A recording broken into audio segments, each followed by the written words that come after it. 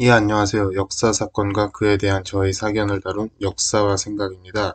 오늘은 동학 농민혁명에 대해 이야기해 볼까 합니다.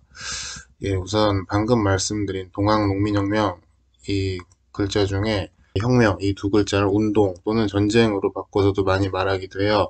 동학 농민 전쟁, 동학 농민 운동, 뭐 이렇게도 말하는데, 제가 혁명이란 말을 선택한 이유는 운동이라고 하면 그래도 전투가 이루어진 일인데 너무 또 온건한 느낌이고, 그렇다고 전쟁이라고 해버리면 또 이제 되게 핍박받던 농민들이 어쩔 수 없이 살기 위해 들고 일어난 건데 또 너무 호전적인 의미가 돼버려서 그 혁명이 가장 적절하지 않나 생각해서 이렇게 썼습니다.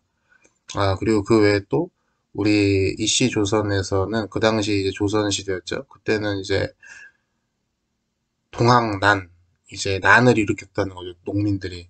그런 식으로 동학난, 뭐 동난, 뭐 이렇게도 그때는 이제 오피셜한 표현이었죠, 이게.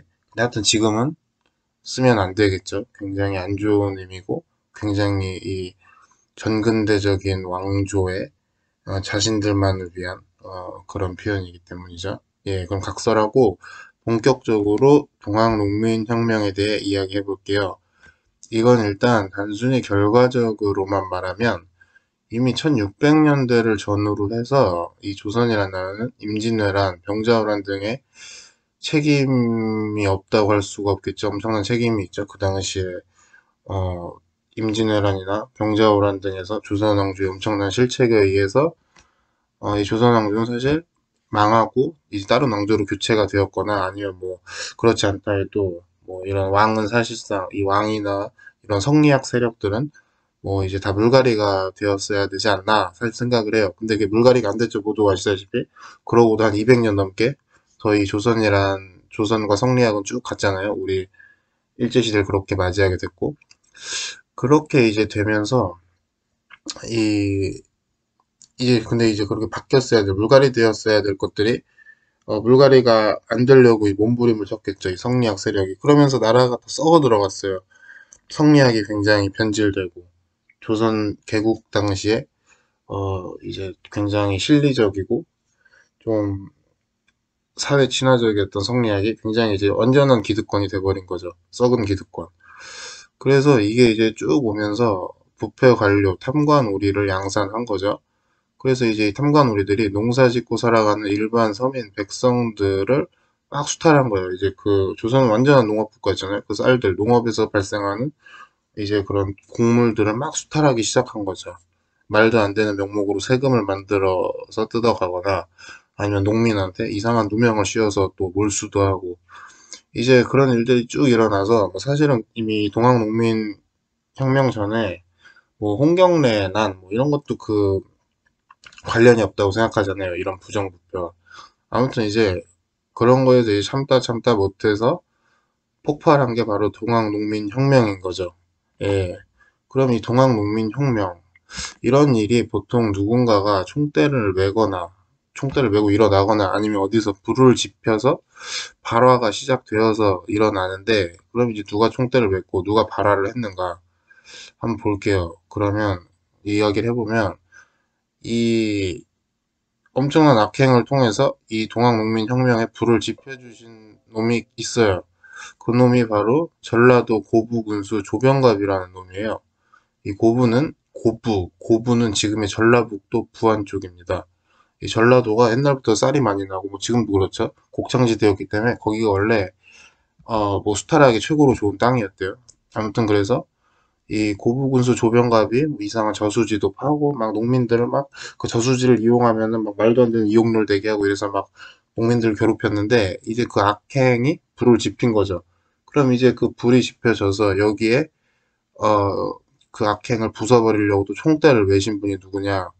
이게 아마 몰락 양반쯤으로 보이는 전봉준 선생님이 계세요. 저기 지금 종강역에 가면 예, 서울 종강역에 가면 그 동상도 있어요. 저 영풍문고 앞쪽에 뭐 길 건너였나? 하여튼 거기에 아무튼 이 전봉준이 이제 들고 일어나는데 이 전봉준이라는 선생님이 속했던 조직이 동학교라는 거예요. 뭐 이 저는 뭐 종교적으로 생각 안 하는데 아무튼 이 동학이었기 때문에 그분이 속했던 조직이 그래서 그분이랑 함께 들고 일어나는 게 동학이라 동학농민혁명이라는 명칭이 완성된 겁니다. 예, 고로 이제 동학에 대해서 잠깐만 짚고 넘어가면, 지금 우리 천도교라는 종교가 있어요. 이분들 그 전신이 동학이라고 해요. 뭐 지금 천도교는 완전한 종교 조직이에요. 근데 이제 그 조선시대 동학이란 건 제가 볼 때 종교 조직이라기보다 정치 조직이죠. 완전한 정치 조직. 왜냐하면 이 이름에서 알 수 있듯이 이 서양의 반대해서 나온 거거든요. 뭐 서양의 반대해서 동양해서 동학. 이 당시에 이제 청나라가 영국한테 무너지고 막 박살이 나고 영국뿐이 아니죠. 막 독일, 뭐 프랑스 막 다 치고 들어왔어요. 중국으로. 근데 우리 중국이 동양의 대장이잖아요. 근데 그 강대한 중국 청나라가 개박살이 나는 걸 보니까 이제 위기의식을 느낀 거죠. 우리 모든 일본도 그렇고, 일본은 그래서 뭐 엄청난 혁명이 시작됐고, 일본도. 아무튼 그래서 이제 거기에 반대된다는 뜻으로 동학. 근데 단순히 그 반대는 뭐, 우리 성리학하는 인간들도 다 반대했죠. 우리 서양 다 이거 오랑캐들이라고. 근데 동학만의 또 특징이 있죠. 동학은 이제 성리학에서 비주류 세력이었던 뭐 설, 몰락한 양반, 상인 계급, 뭐 이런 사람들이 엄청나게 가담을 많이 했어요. 네, 그래서 사실은 뭐 이런 식으로 종교라기보다도 이 사회에서의 좀 비주류들이 모인 음, 사회를 좀 바꿔보고자 했던 그런 성리학에 반대되는 그런 분들이었던 것 같아요. 예, 아무튼 뭐 이 동학은 에, 그 세력이 이제 뭐 전라도 고부에서 이제 일어났는데 뭐 전라도를 넘어서 막 경상도, 경기도까지 쭉쭉 뻗어가게 됩니다. 그래서 이제 조선에서는 진압할 힘이 없었어요. 뭐 이제 막장 왕조였기 때문에. 그래서 이 조선이 더더욱 최고의 막장짓을 합니다. 이 동학농민군을, 혁명군을 진압하기 위해 청나라한테 지원을 요청하게 되죠.